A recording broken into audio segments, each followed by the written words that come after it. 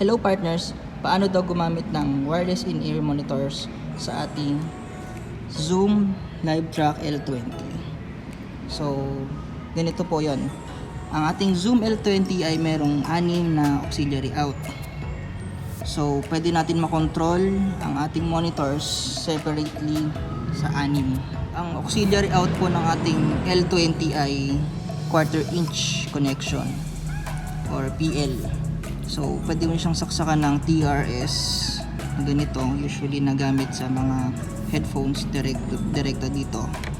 And then, pwede rin siya ng TS na panggamit sa ating powered speakers or stage monitors.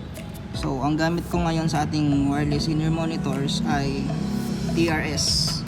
So, ito po siya. Ang connection na gamit ko sa aming wireless IUMI TRS na 1/4 inch. Saksak natin siya sa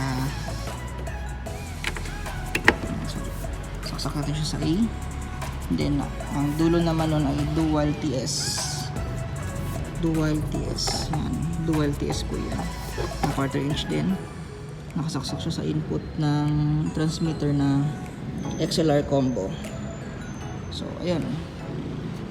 Sa iba naman, pwede din naman ding XLR ang gamitin nyo doon. So sa akin kasi yung nabili ko ay TRS tsaka TS na dual. So yan, paano ba natin siya paggaganahin? So nakikita nyo gumagana siya, diba yan? So may dalawa kasi siyang settings. So meron siyang master at tsaka may nakalagay na A hanggang F. So pagka naka-engage siya, dun gagana yung per separate niya, na nakaseparate na yung mismong mga mix ng auxiliary out. So katulad dito, may volume na ako sa master. Yan, halimbawa naka-disengage siya ng master, so naka-master siya. So meron siyang signal. Pero once na in-engage ko siya, so iba na yung mix nito.